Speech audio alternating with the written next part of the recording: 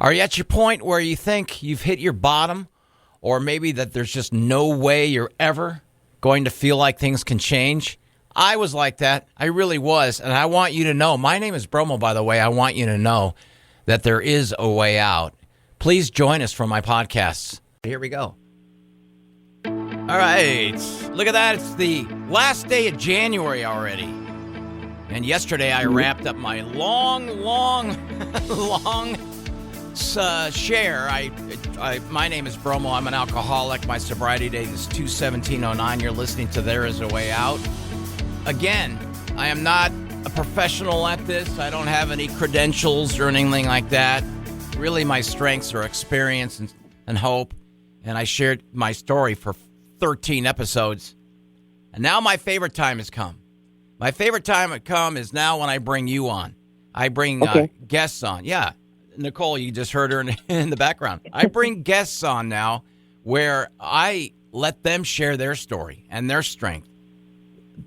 I do this whole podcast for the hope that someone could be out there struggling with addiction or a family member or a friend, and they've seen them go through the pain and the whirlwind of no hope. And there is hope. There is a way out. And my first guest on this new platform, I'm very excited to introduce Nicole Winans.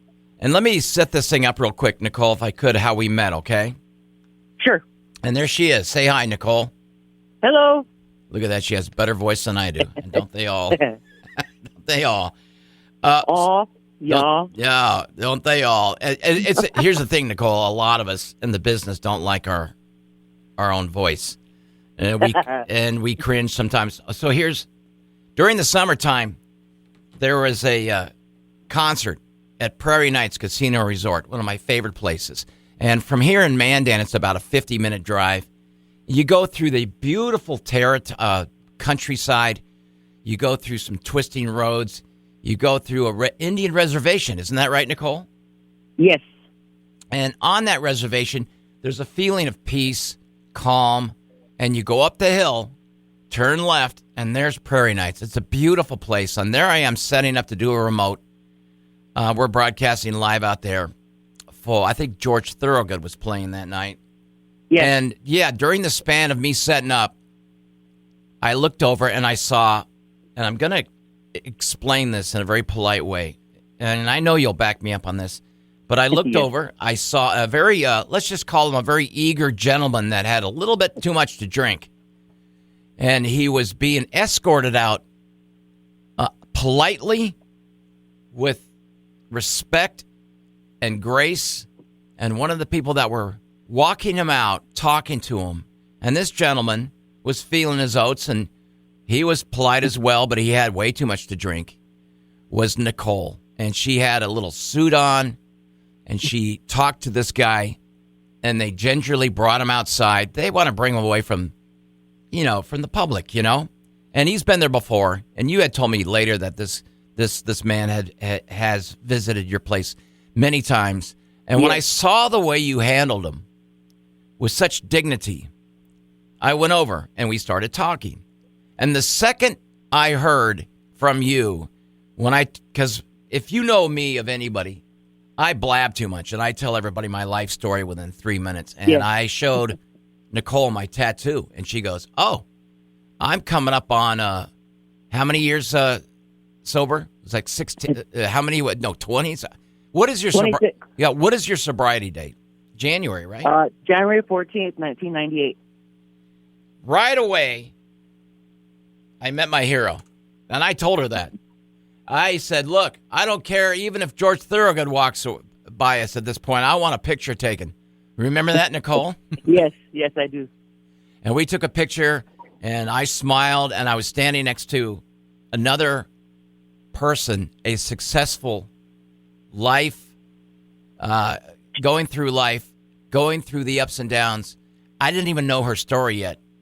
But when she told me how long she's been sober, I said to myself, well, here's a conversation that's going to happen, whether it's going to be right now or later down the road. We talked for a couple minutes, and then you went off and did your job. And you could tell right away how much passion that I have for anybody who's turned their life around. Can't you? Yes. Tell me what you were thinking that moment you saw this goofy-looking disc jockey asking you 1,000 questions right away about your sobriety. Was I a pain in the neck? No. I'm actually proud of you for coming out right away and telling me. Oh, I do that a lot. And that's the thing. There's no handbook that says, here's how you have to act once you stop drinking or once you've... Yeah. Nothing. Once you've... You wing it. You wing it every day. Yeah. Once you've surrendered 100% and you're in the program, or you're not in the program, but you're living the life of sobriety. Yes. Whether you go to AA meetings, whether you don't, it's personal. So whether you tell people or not, that's the beautiful thing. And I'm sure, Nicole, in your life and in your people around you and your family, and we're going to talk about that in a minute, they know of your strength, don't they? Yes, they do. Why don't you tell everybody, first of all, do you mind what age category you're in? You don't have to say exactly your age. Tell us a little about yourself. I'm proud to say it. I'm 52 years old. Excellent. Tell everybody what you do and why I met you at Prairie Nights. What do you do there? I'm a security supervisor at Prairie Nights Casino. Which means that you had dealt with that drunk person before, correct? Oh, yes. I used to also be in corrections, so now I get to see them before they go to jail. Isn't that great? Now, yeah. How you told me through an article I wrote that growing up you wanted to pursue things like that, right? Yes. So tell us a little about yourself. Where are you from? I was born and raised Standing Rock. I'm from Fort Berthold. That's up north. Newtown, White Shield. I'm from White Shield. Is it a little town? Yes. Okay. And so you grew up there, and you had a family, yes. I suppose? I was born and raised by my mother. Nice. And did you have any brothers and sisters? Yes. My mother remarried, and to that marriage, she had my brothers, my siblings, Whitney, Jessica, Robert, Nicole, and Max. Now, when you were in your early age, maybe before teens or even in your teens, when did you first start seeing people drink or use or anything like that? Did it appeal to you right away? Or growing up, you see a lot of it everywhere. It's everywhere. From the time I was little, that's all there is drinking. Now, the people that drank around you, they were people you see, neighbors and such, and did that leave you with a feeling of that's sad, or like, is this all they can do, or what was your feeling? It was the normal. It's the normal. The normal, yeah. Wow, yeah. Isn't that something? So it's not surprising. I mean, it's just what you see. It's everywhere. That's how some people cope with life. A lot of people, correct? Yes. When did you first start thinking, well, let me, you know what, maybe I'm going to try drinking or whatever? What was your choice? What did you drink or did you use or what did you do? I never dabbled in drugs, but drinking was a big thing with me. I think I started when I was like 16. Yeah. Here's the thing, Nicole, I don't mean to interrupt, and I'm just going to lay this out there.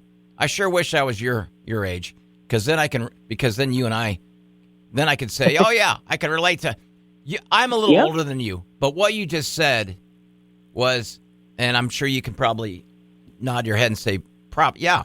When I was I was younger, I didn't see any drugs around. I saw pot maybe rarely here and there, but liquor was easy to get. So continue. Sorry about that, Nicole. No. It was everywhere. I started when I was like 16, and it was like maybe just going out with friends, and maybe we will drink. Yeah. Maybe just do something fun or just hang out or whatever. But it was never really. I never really thought anything bad of it. It was just the normal. If they were drinking upstairs, we were downstairs drinking, and they didn't know we were drinking because they were drinking upstairs. Right. It was the normal, and the only thing we had a problem with is finding someone to buy it for us. So it really wasn't a big deal. It's not like you were hiding some drug that's against the law. Liquor, obviously, is so wide open, and it's almost like a given that someone's drinking. You know what I'm saying? Yes. So continue. So you started. Did you realize that when you drank, you felt, I don't know, a little bit better about yourself, more confident, or you went along with the group? It was just like being a part of the crowd. That's actually what it was. Yeah. That's how a lot of people start. You know, you might not necessarily like it, but you're part of the crowd, right? Yeah. You didn't have to like it. It's just if you had a beer in your hand, you were cool. So when did you drift off and kind of drink by yourself? And when did you start realizing, you know what? This is part of my life now. I'm drinking a little bit more, and it's great. Did you start doing that a little bit after you're 16 or 16 years old or whenever? I think when I realized it wasn't so cool was when I was a senior in high school and we were actually drunk in school. Oh, boy, and, running from the teachers and the principal and anybody that was trying to look for us. Now, did your mom ever find out? No, she had a drinking problem and she was working. And when she wasn't at work, they were partying too. Yeah. So now this is what I want people to really hear. So this is part of your family. Your mom drank. So there's really, even if she knew you were drinking, it's part of the family. It's part of what's around. It's part of your lifestyle, right? Yeah, she didn't realize I was drinking, and it didn't matter to me because everybody thought she was cool because we were coming in and out, and we were half shot, and they were all partying. And you know what? Certainly there's nothing to worry about, right? With both parties. Yeah. No, why worry about my daughter? I'm drinking. I'm fine. Yeah. Yeah. So, okay, so you get a little bit older, and you start realizing, hey, you know what? Drinking is part of my life. Did you ever at one point say to yourself, I wonder if this is going to get worse? Did you ever see anybody else get worse? I never. When after high school, after I graduated, I started working at the police department, and I was 18, about a month before my 19th birthday, and one of my mom's friends told me, he was a chief of police, and he said, let me take care of her, let me show her like something better. And I started working at the police department as a dispatcher. He saw you and said, let me show you a different kind of... I had interest. Yeah. My grandmother came home one day when she was working at travel court and said, if you want to learn something here, learn this. And she gave me the 10 codes. And I never really understood what the 10 codes were. Right. Until my mom's friend took me into the police department, and I started dispatching, and I was like, oh, okay, I know all these 10 codes. And so I started dispatching. But I never really it kept my mind away from, it kind of led me to another path. Yeah. Where my friends kept going on that same path where I was headed. But here I was getting into law enforcement and starting to follow in my mother and my grandmother's footsteps. They worked on travel court side. I worked on the police department side. So that's what caught my interest, was that. And that's where I start leading away, being guided away from the bad path that my friends all followed, and they all followed that. I have a quick question. When you were working with the police department back then, did you ever have somebody come over and go, hey, Nicole, I got a ticket 2 days ago. Do you think you can fix that? No, but I actually booked and lodged a lot of relatives. Oh, boy, really? We're very, very respectful, but they hated me at the time. But afterwards, I gained a lot of respect. But you're still drinking, correct? Yes, I was still drinking. Now, it was a different group of people. It wasn't my high school friends. It was... different group. Yeah, a different group, an older group. So you worked at the evidence department, right? Yes, we had access to the evidence room. At one point, though, when did you start feeling yourself stray a little bit as far as, maybe I can do something in the evidence department? Did you tell me you were taking some things here and there? Yeah, that was one in a lifetime experience that I'll never, ever recommend to anybody, stealing out of the evidence room, because, one, you don't know, I didn't know at the time, alcohol expires, and that's not a great tasting alcohol. Now, I guess I should have asked you this before the interview, but are you okay that I brought that up? Because that's fine. That's fine. No, okay. I'm honest. I'm honest. And this is, folks, this is what you're going to hear from Nicole until we finish the interview. 100% honesty. And in my mind, 100% honesty is surrendering to alcoholism and addiction. So, continue. You were stealing from the evidence. Did you get caught at one point, or what happened? No, we didn't get caught. It was the worst tasting alcohol I've ever had in my life. Oh, boy. Like any kind of, like homemade booze and stuff? Yeah. Wow. So you realized at that point, maybe I'm getting into drinking a little bit more now. Yeah. It just left a bitter taste in my mouth that in my head too. So I'll never do that ever again. Did you feel like it was taking control of your life? Yeah. I looked in the mirror and I said, "Damn, it's come to this." Wow. Isn't that something? So did you think to yourself, maybe I should try stopping, or did that ever come? Yeah, and I'll bet you at that point you didn't think you had a problem. You just kind of looked at yourself. I didn't. Yeah. I did. I just, every now and then, I started drowning myself in work. I just kept working, and keeping my mind occupied. And then I'm like, well, they want to go out, so I'll just go out and have a few, and then it's just continuous like that. It's just every now and then I drink, and then I found that my mind was occupied, so I just keep working. Yeah. Well, I hate to use that pun, but it's so true with a lot of people. You drown yourself in work, correct? You drown yourself in staying busy, right? Yes. And the ironic thing is when you're sober, they always say idle time is the death knell. Idle time takes a lot of people down when they're either a couple days sober or a couple years sober, and they're not staying confident with the program or staying confident with their sobriety. Idle time is a death. It could cause, and it does cause some people to drink. All right, so you're doing that for a while. Now, wasn't there a period when you stopped for about 3 or 4 years? I think you told me. Yes. Back in, I think it was the early 90s, I was sober. I was going on 3 years. I was like a month shy of 3 years, and we found out my mom had lupus. Let me rewind just a tad. Why did you stop? Did you go, hey, maybe I deserve a chance to stop? Maybe I should. Maybe I don't. Maybe I don't need booze anymore, and I can stop. And you stopped. Is that what happened? That's exactly what it was. It's just like I don't. It doesn't. Why wake up with a hangover? Yeah.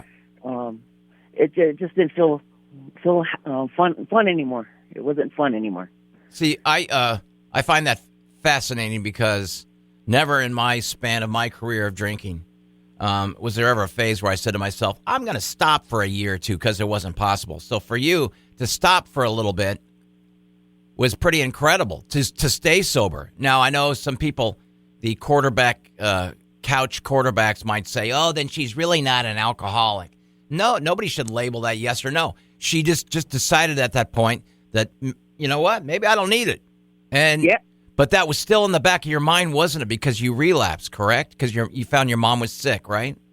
Well, see, I want to back that up a little bit. Yeah, please. Okay, when I was drinking between when I was 18 until I was 21, I was drinking in bars. Yeah. People knew my parents. People knew who I was and where I worked. Yeah. So they allowed me to drink in the bars and have a beer at the bar. They probably encouraged you. Yeah, it was nothing. I mean, it was like grown up. To me, I was being a grown up. Yeah. But when I turned 21, it was like no fun anymore. I mean, I was at that time. To me, it was more of the mind, because I'm allowed to go into the bar and drink, but it was no more fun for me. Yeah. So why do it anymore? So I can totally get what you're saying. So I just quit, and it was going on 3 years. And one day my mom, because I lived right across the street from my mom, and she walked in and she said she was diagnosed with lupus.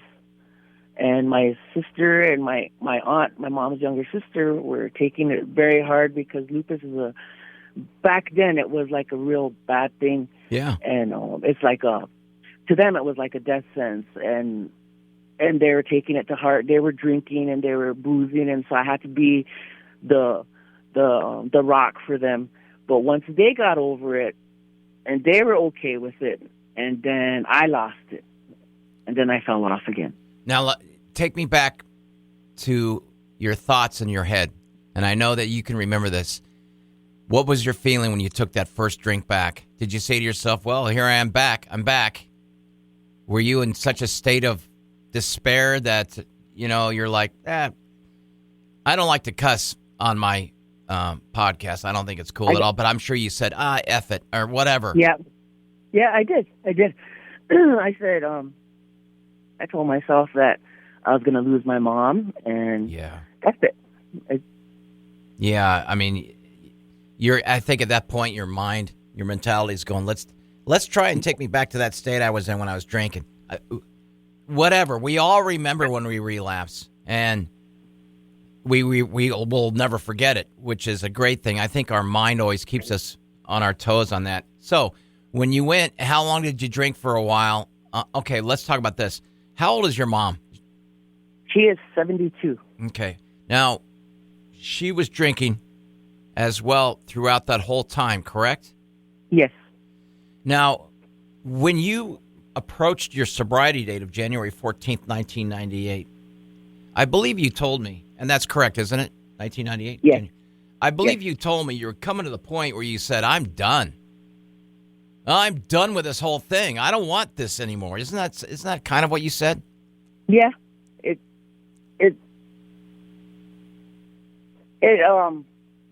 woke me up. I just woke up one morning, and I woke up that day.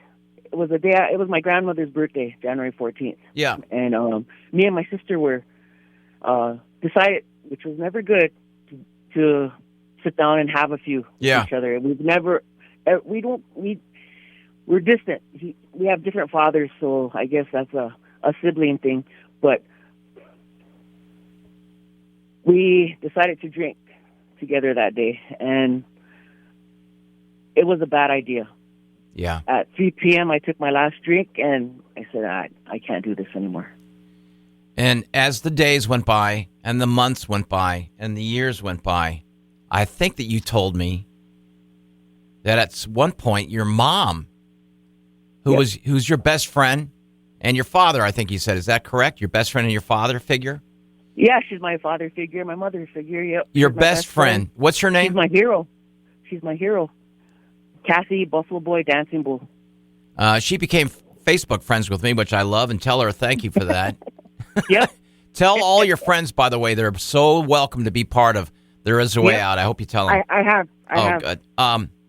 Your mother looked up to you and saw the strength and probably saw a new sprinkle in your eye of a new life that you were kind of kicking back in. Your mom stopped drinking. Yes. That's amazing. All I can remember is it's in March. And I think it's 18 years this year. Yeah. It's going to be 18 years this year. Yeah. She's been sober. Wow. Because I got like 8 years ahead of her. So I got a good 8 years going on her. But yeah, we do a lot together. We do everything together. She's my best friend. She's my hero. I'll do anything for her. Yeah. You know what? My mom was, I don't know if you could relate to this, but when my mom was alive, she was the kind of woman that would be in the swimming pool and she'd scoop out a bee so it wouldn't drown and the bee would sting her hand. And my mom did such wonderful things. And, I hope she's looking down at me going, yeah, she is. She's proud of you. She's proud of you. Looking down saying, when are you going to get a haircut, you bum, or things like that. But that's my son down there, the dopey looking disc jockey. What your mom went through was your mom watched you change your life around. And your mom wanted a piece of that. Your mom took you, and you still your mom's idol, I'm sure. Yeah. We always say when we're by ourselves, we'll look at each other and I said, look at how far we come. And she said, I'm so proud of us. And I said, yeah, I am too. I'm so thankful you don't drink anymore. And she said, I'm so thankful you don't drink anymore because I guess I was really a mean person. Well, it's hard to tell when we're Yeah. drinking until we start hearing stories from other other Oh, people. You know yeah. what I love so much about just this part, this isolated part with you and your mom, is the fact that your mom had said, Nicole is such a huge part of my life and an example of how you can stop and you can. There is a way out, and Yeah. you showed it to your mom. And now she's riding that wonderful journey of being sober. And what you guys now are doing is you're spreading that sobriety chain all around. Like you told me that you have nephews and friends, people that look up to you. Yes, I do. Isn't that? And they don't look up to you for back then when you were working for the police department and such, which is, by the way, awesome for anybody who works for the police department. I look up to anybody who works for the military and police department. But what you do now is you go to this beautiful place like Prairie Nights. You put on that awesome outfit that you wear. You got your name tag on. You walk around high, mighty, and sober. Yes. Isn't that awesome? That I'm sure the people that work with you, you got to be one of their icons over there in that place. How long have you been there now, Prairie? I just got my 10-year star quote. Isn't that cool? I'm sure you meet a lot of people there too. Oh, yes, I have. So, when your mom and you get together now, and should you guys go to a bar or anything like that, the cool thing is people won't even come over and try to slide you a drink because they know you're sober. And maybe they'll say to themselves, hey, maybe I should back off on the drinking, or maybe I should do a check on my own inventory and see if I drink too much. Yes. You know what I'm saying? Yep. One of my aunties, tell you a little story. My auntie suggested, beans and chili is really bad for me, but she suggested that you get a can of beer and put it in there. Yeah. And it won't make you less gassy. So here's my mom making the chili. She makes 2 pots, and she says, okay, now go out to the bar and get a can of beer. Them sons of guns would not sell me a can of beer. No, I know your mom. No, I'm gonna have to call your mom. No. Honest to God, she's the one that sent me out here to get a can of beer. They would not sell me a can of beer. Yeah, that's awesome. And even if they did, they knew you weren't going to take it away and drink. Although yeah, it's awesome that people are concerned and Yep. still got their eye on you, because just like I know that we can slip at any time. You know the dangers of that. Yes, I think the hardest time was when I lost my siblings, and that was but I made it through. You want to talk about that real quick? Because I saw there's a beautiful picture that I put on a story. If anybody ever wants to read one of my stories, they can go to the Walleye, 96.5thewalleye.com, and they can look up my goofy face, and they can scroll down some of the stories that we write here. We write 2 stories every weekday, and I wrote a story about Nicole, and I chose that picture with all the color and everything for the cover. And do you want to talk about that at all, or are you okay? Sure. I think the toughest times was when in 2018 my sister, she was Down syndrome, and she got really sick, and she got double pneumonia, and she ended up in a hospital. Yeah. For 12 days, and on that last day, she passed away. Yeah. And she was just minutes away from my grandmother, who was also very sick in California, and just minutes within each other, they passed away. Yeah. And it was a tough time then, because I had to be really strong for my mom, because she's always the strong one, and we had to flip it, and I had to be her rock, because losing a child is really hard. And this past September, I lost my brother, and I wasn't here. Me and my mom weren't here when it happened. He had fallen, and a couple of days before that, and he went to the hospital, and all they did was X-ray him. They didn't he wasn't honest with the nurse that he actually tore something. Yeah. And so he got septic. They just sent him home because the x-ray showed that nothing was broken, so they sent him home, and he got septic. And he fell over here at home, and my son Spencer and my brothers Max were here, and they did everything they could. And at the same time, we were in White Shield at a wedding, my auntie's wedding, and talking to the police officers, the sheriff, and my I call my nephew my son because I raised him. Sure.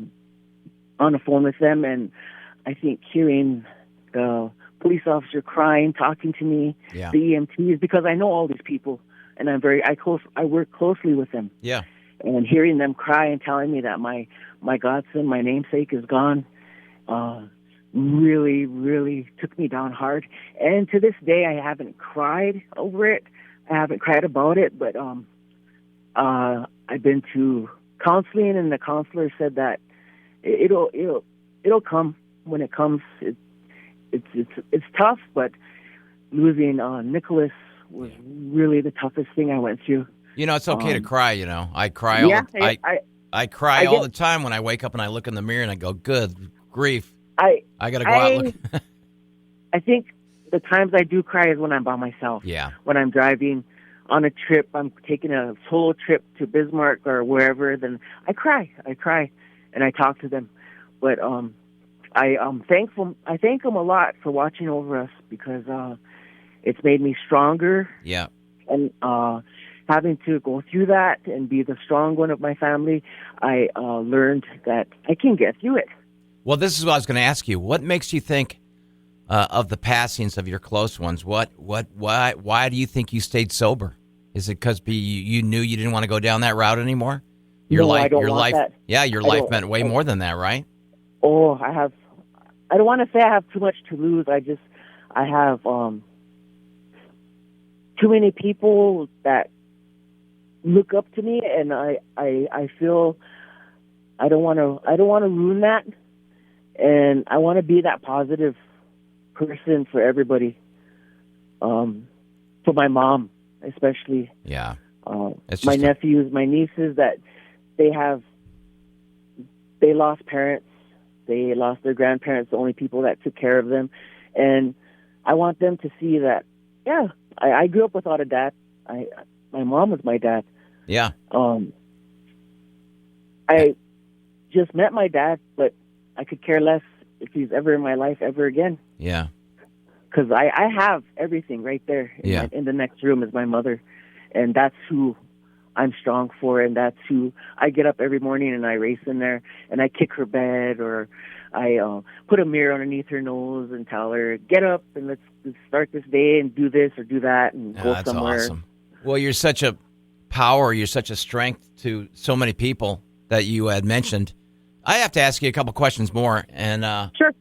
Do you ever have dreams about relapse? Do you ever have dreams about drinking? And in my personal feeling, and I've had some people say, oh, isn't that bad if you do? No, not at all. That's your mind keeping you fresh. That's your mind telling you, hey, pal, you better stay on it, because here's a dream I'm going to give you that will test you. And I always have these dreams where I'm thinking about drinking again, and I'm looking at the bottle and I relapse, and then I wake up and I'm like, thank God that was a dream.